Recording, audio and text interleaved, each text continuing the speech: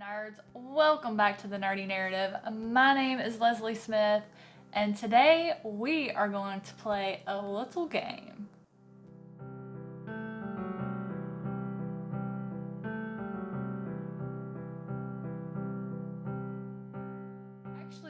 I've actually been working on this video for a few weeks with my friend Brian. He knows all things Dresden. He's one of the ones responsible for me being introduced to Dresden, of that for which I will always be grateful. And so we've been working on this for a little bit, and I was kind of just waiting for the right time to drop it, and so I decided today would be perfect because tonight the Penguin Worlds Book Club is hosting a conversation with Jim Butcher and Patrick Rothfuss about Stormfront. And so I thought, you know what? I'm just gonna ride that Dresden wave of fun, and today will be the day that I release my Dresden Files prediction bingo of what I think is going to happen. Dresden Files, we've got 15 books. A lot of information, a lot of character development, a lot of world building. These are very well-known characters. They all have their personalities, their things they're known for. There's a lot of room for conspiracy theories, and there are quite a lot floating around.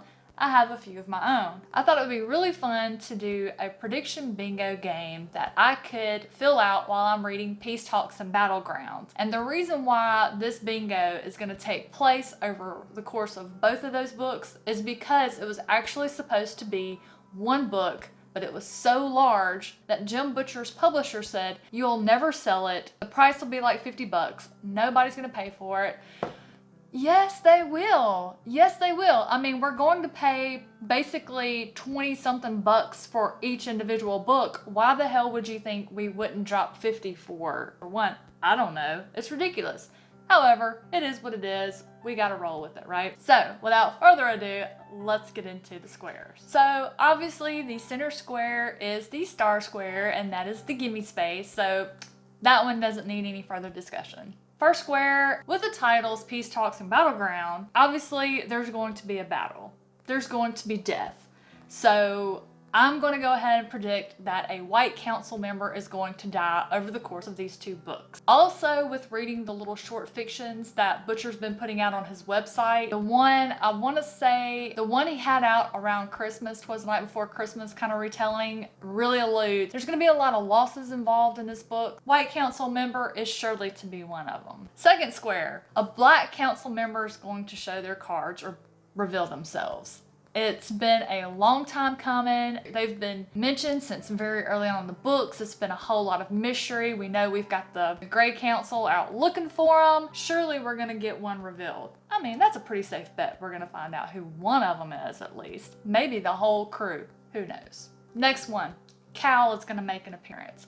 COWL has been a very mysterious character over the series, and I am just so ready to know who he truly is. He's kind of popped in here and there. You know, he may be keeping his distance because he thinks Harry might bring Sue back out, which would be amazing.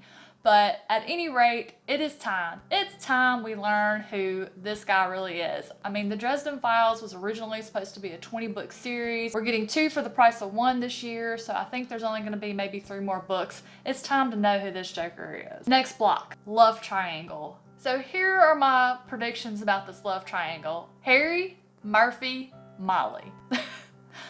I just feel like with Molly having her extraordinary powers, who she is, the fact that she also will have a long life, potentially, due to her becoming one of the Winter Court, she's gonna have an extended life just as Harry will. Makes sense, it's just logical. There's some feelings there, I do believe. I mean, we know Molly loves Harry, and Harry is definitely starting to notice her as she's aged, and now that she is going to be around a while. And then of course there's Murphy. That's just been it's just been a tug of war between how they feel about each other, what they're gonna do about it, not gonna do about it. There's gonna be a love triangle. Next one, Harry's daughter performs magic, and by daughter I mean Maggie, the child he had with Susan, not the spirit of intellect that he made with Lash. Somebody's gonna put Maggie into play. I do fully believe that she is going to exhibit the ability to perform powers in order to either save herself, maybe save her father, or even the Carpenters. I really believe this kid is going to be a true powder keg. Very powerful. Cannot wait. I mean, that's what I hope is going to happen anyway. Ever since Harry found out about her, I've just had this feeling, this hope of what I want her character to be. And I hope I'm not disappointed in that. Death of a side character. Had to throw that in. Like I said, there's going to be a lot of deaths in this one. It stands to reason that we're going to lose a side piece. Harry's smartass mouth is going to get him in trouble. It doesn't matter if you've only read one book of the Dresden Files or all 15. You know Harry's got a mouth on him, and that mouth usually gets him into trouble. It is completely within his personality. He's gonna smart off to something bigger, and what I mean by bigger, I mean stronger than him, like a dragon or something like that. You know, just to keep it going about Harry's mouth getting him in trouble, while he is scared of Mab, he also lets his mouth run away from him. I do believe Harry's gonna sass Mab, and she's going to make him pay for it. Bless Ramirez's heart. He should have never let this get out, but he did, and he is going to hear about it until he is no longer a virgin. So yeah, definitely had to throw in, he's gonna get made fun of for being a virgin. So through the course of this series, I don't know how many times Harry has promised Murphy that he's going to be up front, he is going to keep her in the know. It's still, when it comes down to it, if Harry thinks by withholding information will protect Murphy, he's going to do it. He has a history of doing it. He is going to continue down that path. I do believe over the course of these two books, we're going to see it happen yet again. Obviously, there's going to be some battles in this book, and they're going to be heavy hitters. And I feel like Harry's gonna bust out there in some superhero shirt. I mean, you know how you feel when you wear a superhero shirt. I mean, you just kind of like, yeah, what's up? I got this. Totally, we're gonna see Harry in a superhero sci-fi t-shirt somewhere in these books. There's no way we're gonna get through these two books without a Star Wars reference between Harry and Molly. I don't think we've gone through any book that has Molly in it. I really feel like there's been at least one Star Wars reference, so why would we break that habit now? Everybody loves Mouse. And as we have learned, especially in Changes, which is my favorite Mouse scene, hands down, Mouse is very, very smart. Mouse has shown a higher intelligence throughout the course of these books. So yeah, there's going to be a scene where Mouse is going to be the smartest person in the room. I love Toot. Love him. He has been a side character that I have loved since I met him in Stormfront. That has never changed. But something else that's never changed is the fact that he usually misunderstands what Harry is telling him more than he gets. He does eventually come around to it, or he gets close enough to get the job done. Here's one that is a prediction, but also a hope. One of the big bad Accords member is going to bite it. Marcone, maybe? I wouldn't be surprised. There's, you know, it seems like all of the other members of the Accords don't like him being a part of it because he's human, and because of who he is and what he's capable of. Even though he is a human who does not wield magic, he is a heavy hitter in this game, and I do feel like the other Accords members, they're not underestimating him at all, so I think they're all going to be gunning for him. So I wouldn't be surprised if he eats it. You know, and I can't stand Marcone. I just cannot stand him. A lot of people think he and Harry are going to end up being on the same team, as they often do. I hope not. Let somebody stomp that joker out. I don't care. But if it's one of the others, that'll be fine too. So this square is a familiar scene. How many times has Harry found himself flat on his face wishing for his gear? His shield bracelet, his blasting rod. I mean, it seems like he's always caught at some point in a book with his pants down, wishing he had his gear. Will he learn from that in these two books? I doubt it.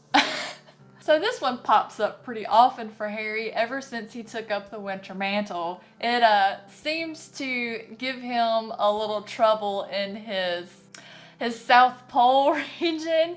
So yeah, it stands to reason that's not going to be any different in this book unless he somehow manages to remove the mantle, which I don't see happening. Ever since Ghost Story, this has been a really funny little part of the story for Butters' character. There's gonna be a time where Butters is gonna know something more about magic than Harry, and I can't wait. There's not gonna be an Accords member to die, or a council member to die, and a side character to die without having a casualty of a main character.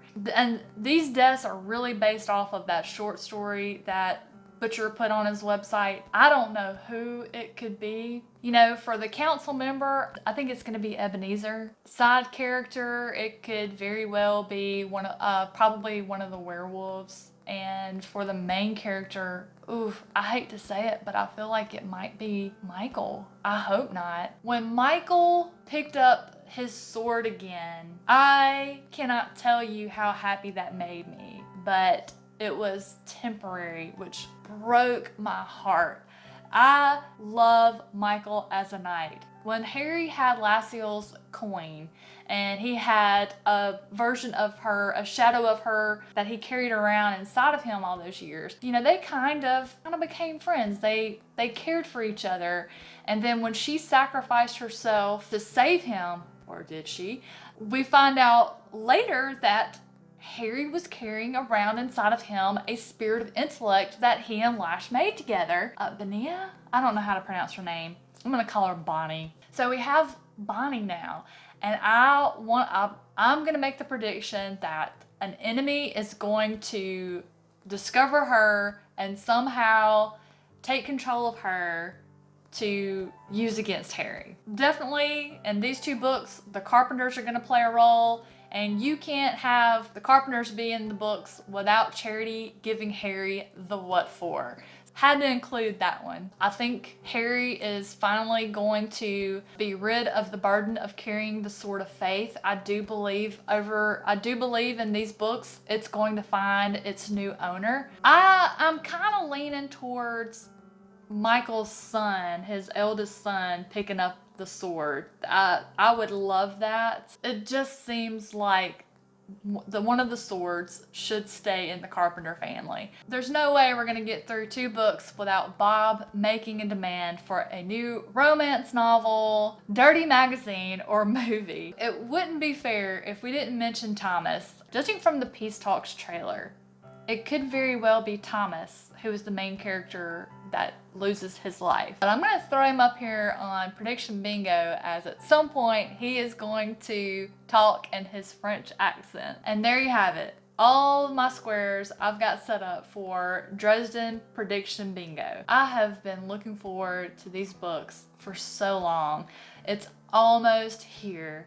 I cannot wait. I cannot wait. I cannot wait. I am so excited to see how fast I can get a bingo, if I can get a bingo, and just overall have fun seeing how many of these actually come true. Obviously, I'll be checking in with y'all as I go through. Please comment below. Tell me what you think about my predictions. Tell me what you think may happen. Hey, make your own prediction bingo square. If you have a channel, make a video, link it below. If you don't, but you want to make a square, hit me up on any of my social media and share it with me. Let's have some fun. Thank you to my friend Brian who helped me make this. Thank you so much for watching. Have a fantastic rest of your day. I will see you soon.